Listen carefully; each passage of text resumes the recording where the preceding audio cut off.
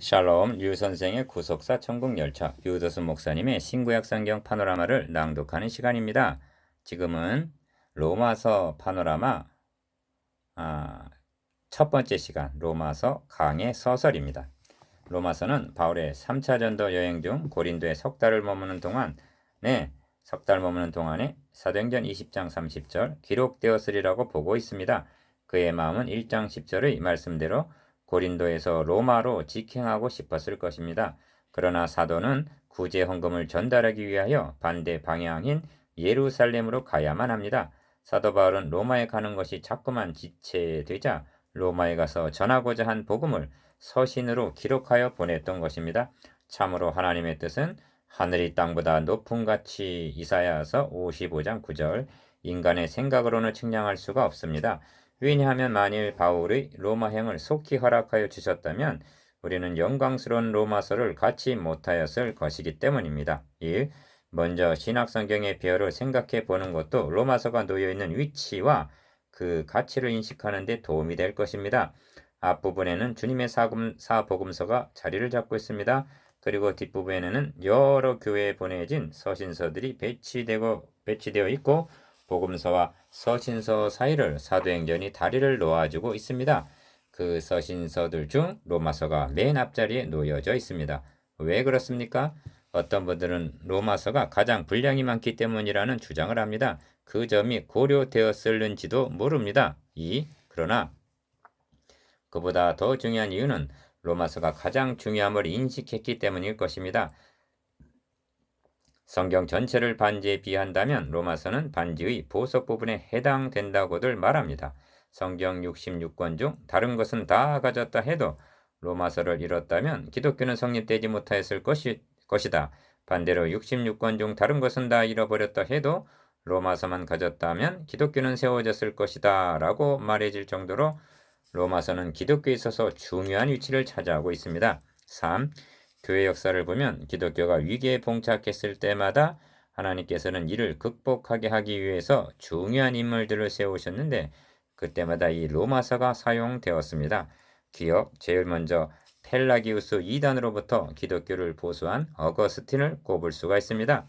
그가 영적인 문제로 고민하고 있을 때 톨레에게 들고 읽어라는 신적인 음성을 듣고 성경을 들고 펴서 읽은 곳이 로마서 13장 13절에서 14절까지였습니다. 읽는 순간 밝은 빛이 물밀듯이 내 마음에 밀려 들어왔다고 고백하고 있습니다. 니은 종교개혁자 마틴 루터를 회심케 하실 때에도 로마서가 사용되었습니다. 죽은 후에 연옥에서 고통을 덜 받게 된다고 해서 그는 무릎으로 빌라도의 층계를 오르고 있었습니다. 성령께서는 그에게 로마서 1장 17절을 조명하여 주셨습니다.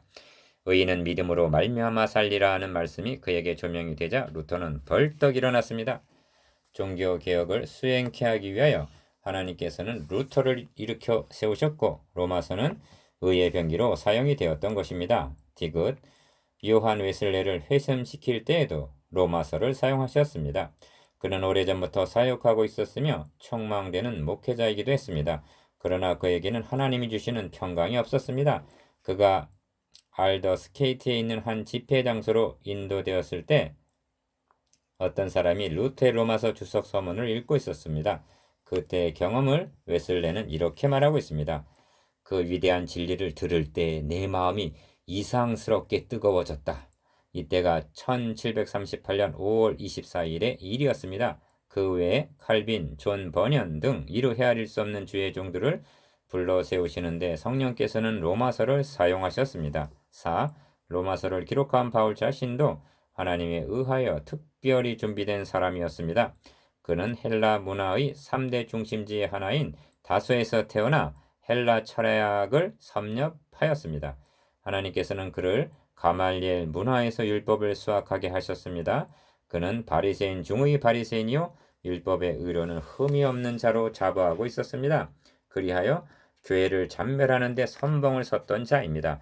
그런 박해자에게 하나님께서는 해보다 더 밝은 빛을 비추시어 죄를 깨닫게 하시고 그러나 의인은 그 믿음으로 말미암아 살리라 하신 하박국 2장 4절, 로마서 1장 17절 말씀을 통하여 복음에 미친 사도가 되게 하셨던 것입니다. 5.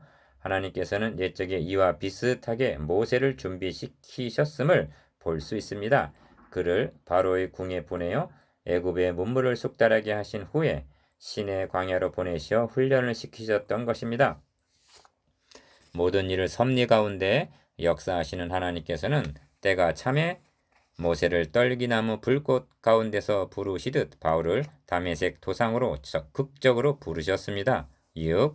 바울을 택하신 부르신 목적은 크게 두 가지로 볼 수가 있습니다. 기억, 첫째는 성경을 기록해 하기 위함이요. 니은, 둘째는 이방인의 사도로 세우셔서 유대인의 벽을 넘어 이방인에게도 복음을 전하게 하기 위해서였습니다. 신약 성경 중 절반 가까이가 바울의 저작으로 되어 있다는 것은 대단한 사명이 아닐 수 없습니다. 히브리서의 저자를 바울로 할 경우에 반이 넘죠.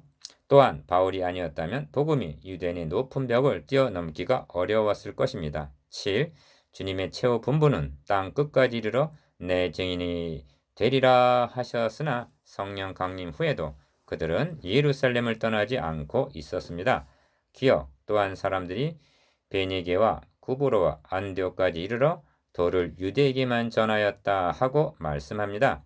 니은 그 심각성을 갈라디아서 2장에서 볼 수가 있는데 베드로가 안디옥에서 이방인들과 함께 먹다가 예루살렘 교회로부터 어떤 이들이 온다는 말을 듣고 그가 할례자들을 두려워 떠나 물러가매 바나바도 저희의 외식에 유혹되었느니라 합니다. 갈라디아서 2장 11절에서 13절. 이때 바울이 베드로를 대면하여 책망했다고 기록되어 있습니다. 8. 만일 바울을 불러 세우심이 없었다면 기독교는 큰 위기에 봉착했을 것이 분명합니다. 기억, 주님께서는 이를 미리 하시고 유대인이면서도 나면서 로마 시민권을 가진 바울을 준비시켰던 것입니다. 니은, 바울은 부활하신 주님을 만나본 자요, 해보다 더 밝은 그리스도의 영광의 복음의 광채에 비침을 받은 사람이었습니다. 위대한 로마서를 기록해 하기 위해서는 이런 바울이 적격자였음은 물론입니다. 9. 로마서의 수신자들은 1절에서 1장 7절에서 말씀하시기를 로마에 있어 하나님의 사랑하심을 입고 성도로 부르심을 입은 모든 자에게 주어졌던 것입니다. 기억, 로마서뿐만 아니라 신약의 서신서들은 불신자들에게 주어진 것이 아니라 믿는 성도들에게 주어졌음을 명심할 필요가 있습니다. 니은, 그렇다면 이런 의문이 제기됩니다. 복음은 불신자들에게 필요한 것이지 믿는 성도들에게 주어질 필요가 어디 있는가? 그렇습니다. 복음은 저 밖에 있는 불신자들에게 필요합니다. 그러나 더욱 교회 안에 있는 자들에게 필요한 것입니다. 디귿, 교회 내에도 아직 복음으로 태어나지 못한 심령들이 많이 있기 때문입니다. 또한 태어나기는 했으나 어린아이 단계에 머물러 있는 사람들도 있습니다. 그들은 기독교의 풍요로움을 모릅니다. 마귀의 괴계를 대적할 만한 영적 무장이 되어 있지 아니합니다. 그래서 늘 가엾고 가련한 사람처럼 보입니다. 10. 사도는 1장 11절에서 내가 너희 보기를 심히 원하는 것은 무슨 신령한 은사를 너희에게 나눠주어 너희를 견고케 하려 함이니 합니다.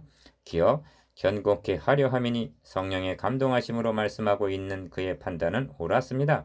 로마서를 보내고 난 후 얼마 못 되어 로마에는 네로의 박해가 몰아닥쳤습니다.